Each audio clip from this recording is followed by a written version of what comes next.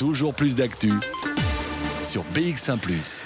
Bonjour Vanessa Lhuillier. Bonjour Fabrice. C'est donc le jour J pour l'application du Covid Safe Ticket dans sa version élargie, donc, puisque depuis ce matin, la possession de ce pass sanitaire s'impose à tous ceux qui veulent visiter une personne âgée en maison de repos, aller au théâtre, au cinéma, fréquenter un club de sport, aller à la piscine, assister à un événement privé qui rassemble plus de 50 personnes à l'intérieur.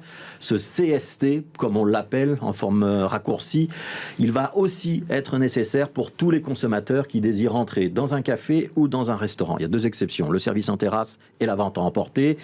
Et Vanessa, vous avez donc contacté ce matin une série de professionnels du secteur HoReCa. Comment est-ce que ça se passe ? Oui, alors évidemment, à l'heure où nous avons pu les contacter, tous n'avaient pas encore ouvert leurs portes. Ils étaient plutôt dans les préparatifs du service du midi.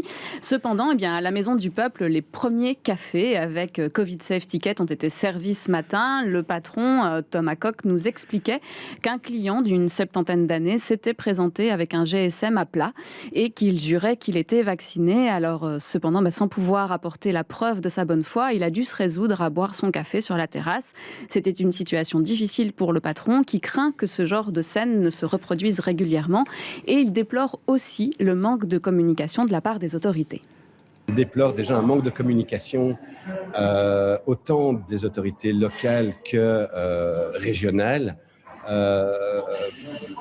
Et on déplore un certain manque d'accompagnement pour savoir un peu comment appliquer sur le terrain. Donc, chacun improvise. Nous, en ce qui nous concerne, on a été chercher nos petits téléphones d'occasion qui vont servir à scanner les QR codes des clients. Il y a plus de 1000 euros de frais qui sont engendrés par cette implémentation de cette mesure. Bon, soit. Maintenant, ce qu'on a constaté déjà ce matin, en l'occurrence ici au Café Maison du Peuple, c'est l'absence totale de l'information au grand public. On a des clients qui tombent complètement de leur chaise, qui n'ont pas peut-être été informés correctement et qui sont déjà légèrement réfractaires à fournir identité et pass sanitaire ou CST à un serveur ou une personne en salle. Donc les serveurs sentent déjà des tensions avec la clientèle. Dans les établissements que gère Thomas Coq, le contrôle des CST se fera à la prise de la commande, sauf le vendredi et le samedi soir, lorsqu'il y aura des DJ et la possibilité de danser. Alors le contrôle se fera dès la porte d'entrée, un peu en mode boîte de nuit, puisqu'il y aura trop de monde et qu'il n'est pas nécessaire de contrôler 3 fois les gens. Alors nous avons également contacté le patron du Meat Meat, Philippe Wiener. Alors ce restaurant est bien connu des amateurs de viande. Il est moins inquiet pour la mise en place du contrôle du CST, même s'il déplore aussi une communication pas très claire de la part du gouvernement. Alors chez lui, le contrôle se fera à l'entrée du restaurant, avant de faire asseoir les clients via le GSM des serveurs. La mesure ne l'enchante pas, mais si c'est la seule solution pour ne pas connaître une nouvelle fermeture, alors il s'y pliera. On l'écoute.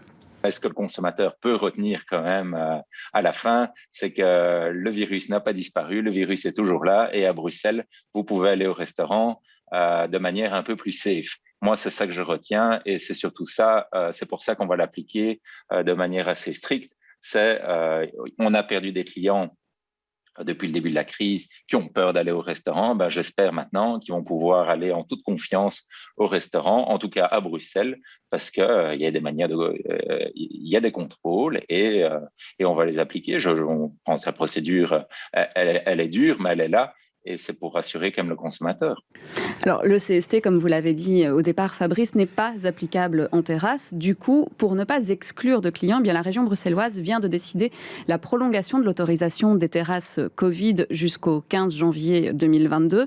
Cependant, c'est une compétence communale et toutes les communes ne sont pas partantes et certaines demanderont aux établissements HoReCa de démonter leurs installations dès le 31 octobre. Par contre, ces installations pourront revenir avec le printemps au 1er avril prochain. Voilà, c'était Vanessa Lhuillier. Merci beaucoup, Vanessa.